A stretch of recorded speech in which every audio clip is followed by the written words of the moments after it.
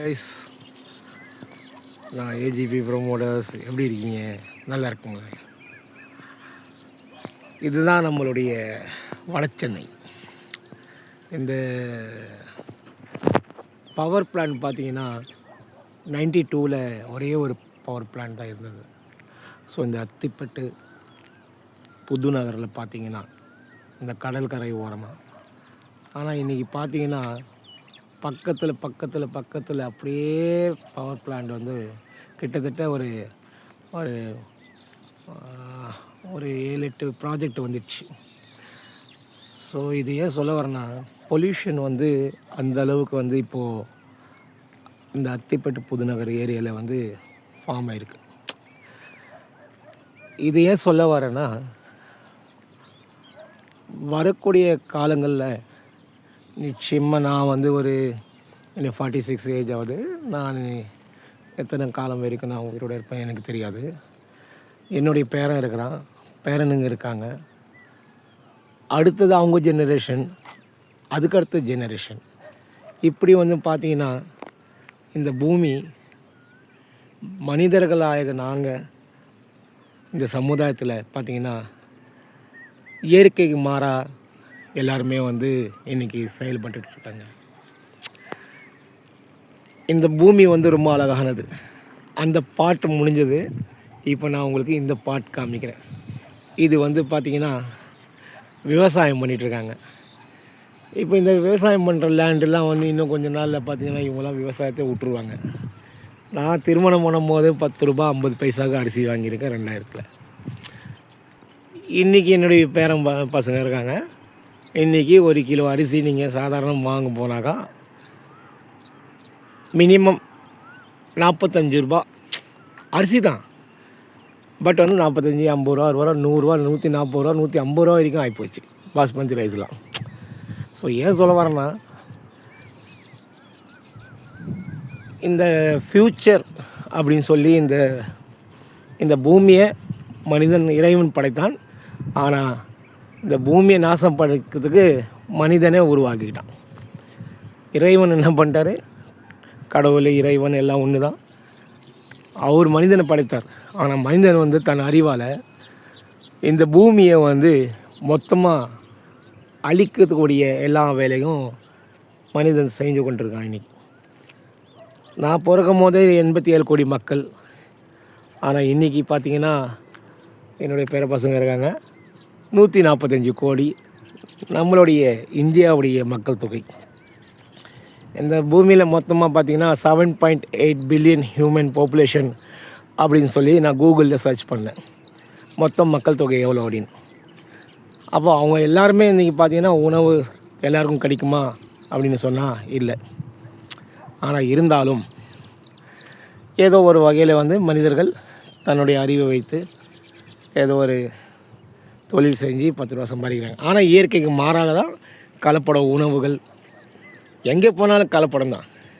நீங்கள் சாதாரண டீ கடைக்கு போனீங்கன்னா அவன் அங்கேயும் கலப்படம் பண்ணுறான். டிஃபன் கடைக்கு போனீங்கன்னா கலப்படம் பண்ணுறான். எங்கே நீங்கள் வெளியில் போய் உணவு சாப்பிட்றீங்களோ கலப்படம் தான் உணவு. வீட்டு சமையல் தவிர எல்லாருமே கலப்படம் பண்ணுறாங்க. இது ஏன் சொல்ல வரேன்னா, இங்கே பாருங்கள், இயற்கைக்கு மாறாக இன்றைக்கி மனிதன் எல்லாமே செஞ்சிட்ருக்கான். ஆனால் இயற்கையாகவே ஒரு விஷயத்தை உங்களுக்கு காமிக்கிறேன். இது பாருங்கள்,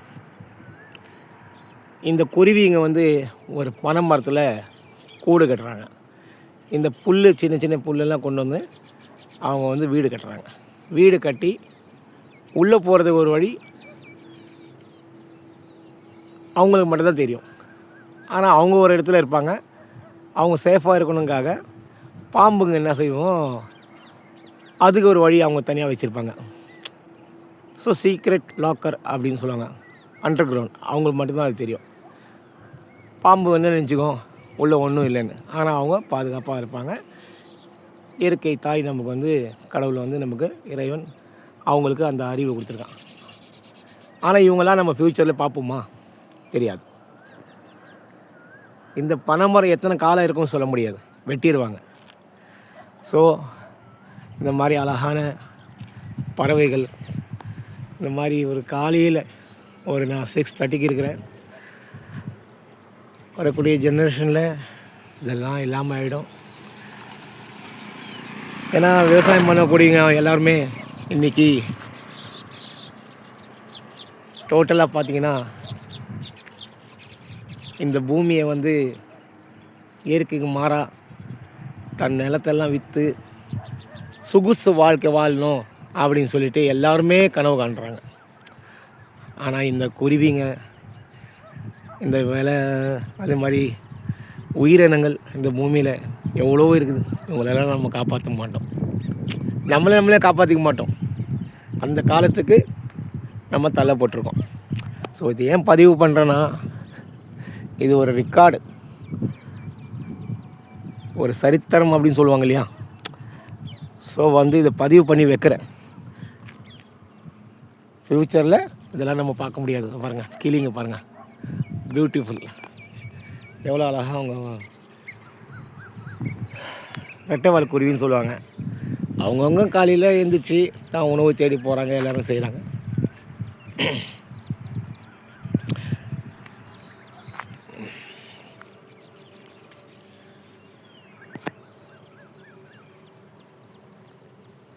எவ்வளோ அழகாக வீடு கட்டாங்க பாருங்கள்.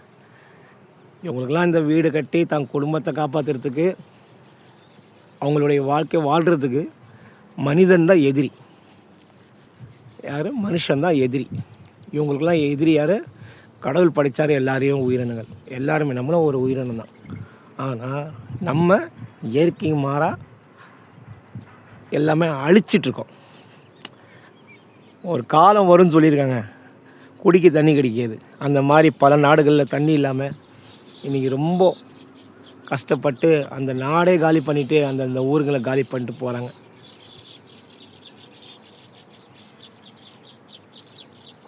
எவ்வளோ அழகாக கற்றுட்டு பாருங்கள். அதுக்கு ஒரு பயம் வருது, யாரோ வந்து டிஸ்டர்ப் பண்ணுறாங்க அப்படின்னு அதுக்கு ஒரு பயம். அது சொல்லுது மற்றவங்கக்கிட்ட. அவங்களோட வாய்ஸ் பார்த்தாலே நீங்கள் தெரிஞ்சிடும்.